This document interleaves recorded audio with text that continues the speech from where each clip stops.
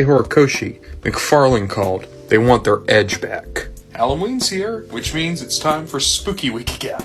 Last year I did the whole thing where we had the mask on and we did a gravelly voice to try to really make it creepy. And it nearly killed the channel, so we're not doing it this time.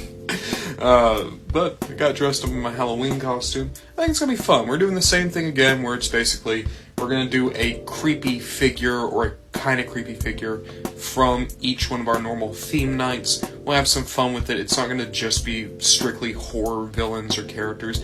It could also just be characters who have a creepy aspect to them.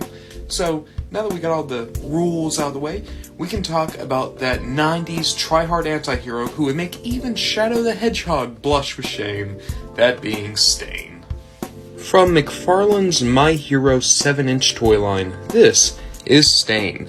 I believe he was in Wave 3 alongside Tenya and also Aizawa, kinda.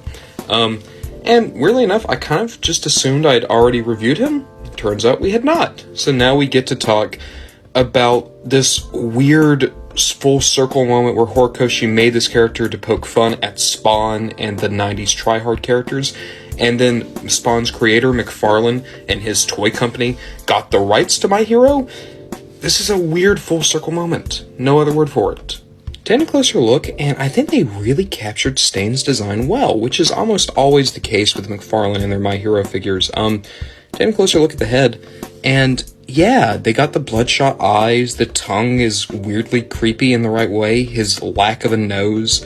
For anyone unaware why Stain's tongue is like that, it's because he uses this sword to get his victim's blood, and then if he looks at it, he paralyzes you, because, yeah, that's a thing.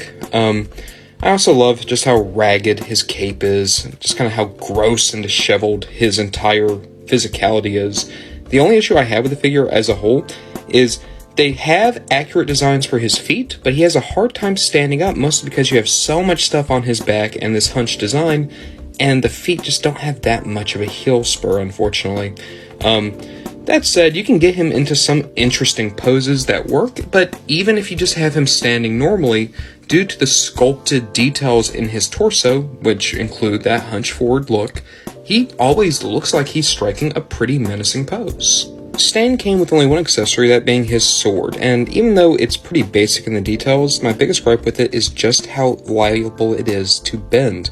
It came out of the package warped, unfortunately, and it just doesn't feel right considering how important this is to the lore of My Hero. I mean, after all, he nearly killed Ingenium with this sword. I prefer the 5-inch version.